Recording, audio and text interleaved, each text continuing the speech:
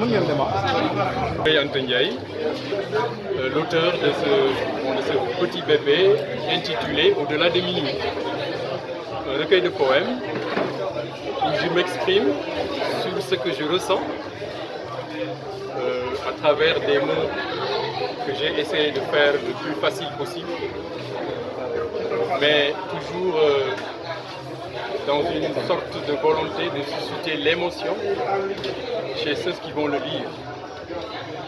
Voilà. Monsieur Yatou après savoir publier ce livre, en tant qu'intellectuel, est-ce que vous avez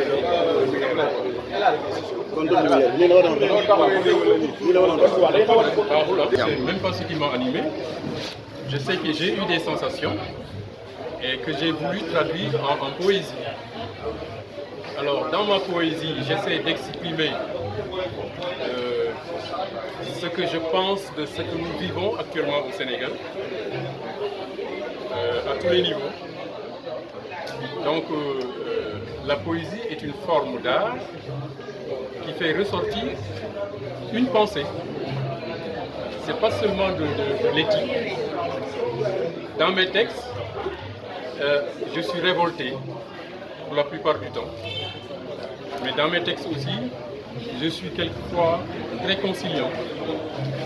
Je suis le pouls ou le rythme de la vie de mon pays. Donc, au-delà de minuit, comme le titre l'indique, c'est un recueil où j'essaie d'alerter. Parce que, je le dis, je ne le cache pas, nous vivons des moments inédits au Sénégal. Le Sénégal n'a jamais traversé ces ondes, ces vagues de mépris, ces vagues d'ignorance, ces vagues de malfaisance venant de partout. Alors, dans beaucoup de textes ici, je dénonce, par exemple, la façon dont le pays est dirigé, la façon dont l'élite se comporte.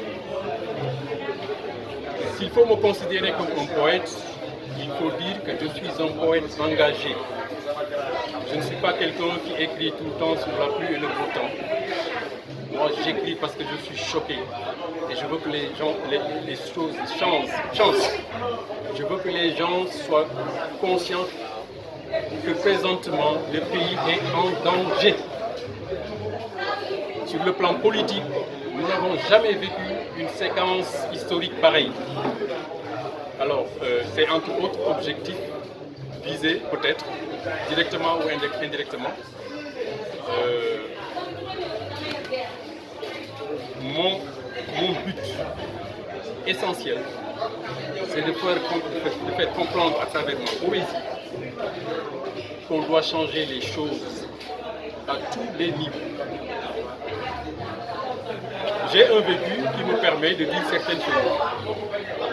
Et je partage ce que je ressens avec le monde, le reste du monde. C'est un peu ça, en résumé. Pourquoi j'ai écrit ça?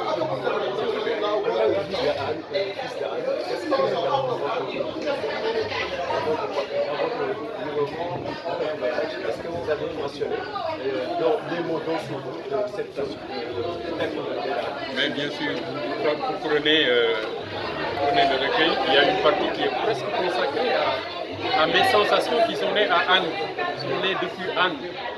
Je parle ici de Tolouma Ibregué.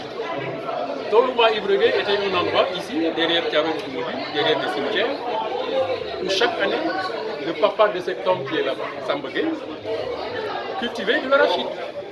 Et pendant la récolte, mais tout le village venait l'aider à récolter l'arachide. Mais après la récolte, mais lui, il redistribuait l'arachide à ceux qui étaient venus là et le récolter. Il se retrouvait presque avec rien du tout. C'était tellement beau. Ça, c'est Yara.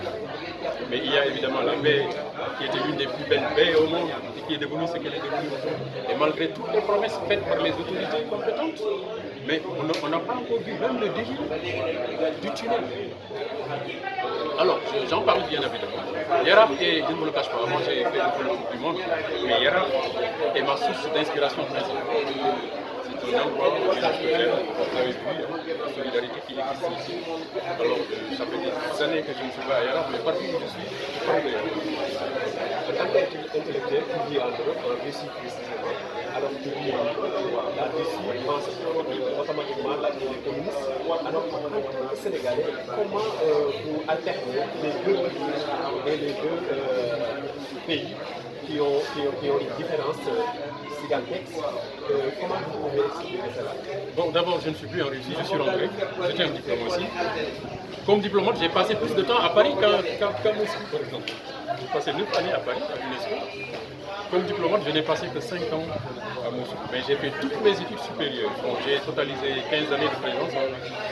J'ai fait des études aux États-Unis aussi, à Columbia University de New York. Mais alors, ce que je veux dire, c'est que la Russie est un très beau pays. J'adore ce pays. Nous sommes allés en Russie au temps où elle était soviétique. Nous ne sommes pas des communistes, mais nous avons été envoyés par le président Senghor dans le cadre de l'enseignement du russe qui était prévu à l'université Gaston-Berger. Quand on est revenu, Senghor était déjà parti. Moi j'ai fait l'école normale supérieure, puis j'ai été affecté au lycée Lamine-Gueye. J'ai 9 ans ici. C'est-à-dire, les Russes nous ressemblent. De tous les Européens, les Russes sont les plus proches des Africains. Le spontanéisme africain, le partage africain, vous retrouvez ça en Russie. Bon, au Sénégal, on est un peu victime de la propagande occidentale, des médias occidentaux sur la Russie.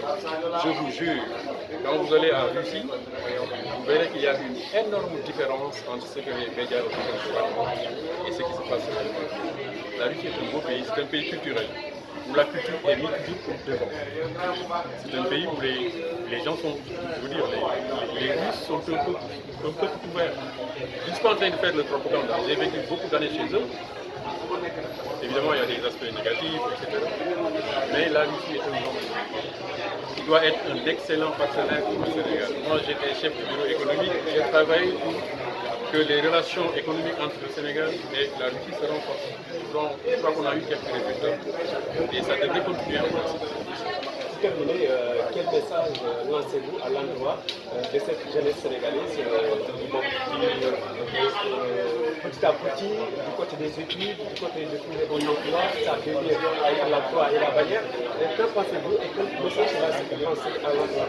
Vous savez, quand on parle de jeunesse, moi je dis que tout ce que nous avons, tout ce que nous obtenons, c'est à travers un combat individuel d'abord. Le ministre a parlé de ça. C'est à travers un combat individuel. Vous prenez l'actuel président Macky Sall, quoi qu'on dise, je fustige ses politiques, sa gouvernance. Mais puis individuellement, c'est quelqu'un qui s'est battu, qui est parti de rien du tout et qui est arrivé là où il est. Il doit servir d'exemple aux jeunes. Sur ce plan-là, au niveau du combat individuel, moi je n'aime pas généraliser. Parce que la vie c'est un combat individuel d'abord, collectif après. Donc aux jeunes, je dis de croire en eux-mêmes. Les jeunes doivent croire en eux-mêmes, ils doivent étudier, ils doivent avoir un métier, ils doivent être honnêtes, ils doivent aimer leurs parents, ils doivent aimer leur pays et ne pas se contenter de se lamenter tous les jours. Non, avant de se lamenter, il faut avoir quelque chose d'abord et prétendre à... Voilà. Donc moi, j'aime bien la jeunesse sénégalaise parce que c'est une jeunesse battante aussi. Quand je vois les marchands ambulants, quand je vois les marailleurs, les jeunes ici à Arles, c'est une jeunesse qui veut travailler. Quand je vois même sur le pont, l'autopont de Kermassar, je vois les jeunes qui marchent, qui grouillent. C'est une jeunesse dynamique, mais qui a besoin aussi quelque part d'être orientée, canalisée par l'État. Parce que ça aussi c'est le rôle de l'État. Mais si l'État démissionne, quand l'État démissionne, c'est dangereux. Alors, à la jeunesse sénégalaise, je dis vraiment, il faut croire en soi-même. Il faut croire d'abord en soi-même. Et se battre individuellement d'abord.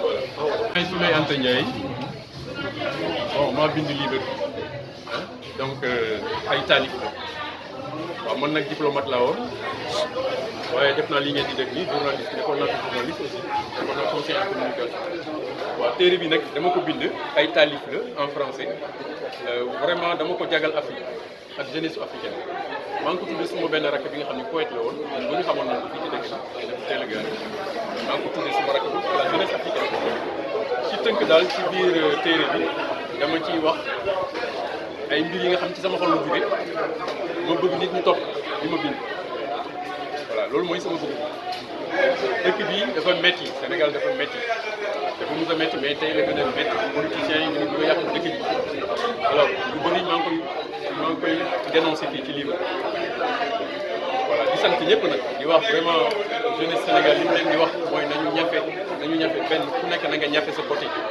na nga am métier na nga respecter ses parents na nga respecter dëkk bi ah li ci des avec un peu de volonté léppay baax quoi. nga nekk doomu an nga ñëw fi yoroo fii. waaw Yarax xam Yarax am na ay jafe-jafe surtout géej. voilà géej gi dañ koy déplorer ah dañ koy ba tey dañ koy ci bébé ji la bokk quoi. baie de Hann moo fi gënoon rafet ci baie yi presque ci baie yi monde yëpp presque ñu ci gënoon rafet mais ni mu mel tey ñaaw na et puis baaxul ci côté santé baaxul ci nit ñi fii état bi proposé nañu ba tey ay projet mais dara doxul nit ñi dañu dégg ay milliards kenn du gis dara te gis ngeen dëkk bi nu mu mel dëkk bi du dëkk bu kii quoi dëkk bu yàlla am na lu fi yàlla def ci dëkk bi bu ñu góorgóorloo tuuti rek mu nekk dëkk bu doy waar ci biir Sénégal donc waa Yarax mu leen respecté mu leen bëgg amul lu may def du ma ci boole Yarax voilà ñu ngi ñaan peut-être nag autorité yi ñu gën a xool gaawoon ci liggéey bi ñu wax ci baie de Hann donc mel ni Mbacké Seck ñu ngi ciy liggéey bu bëri macha allah am na ñeneen aussi ñu ciy liggéey mais li ñu ñaan mooy autorité yi jublu ci baie de Hann parce que fii boo xoolee fii c'est le poumon économique de Dakar voilà donc merci beaucoup.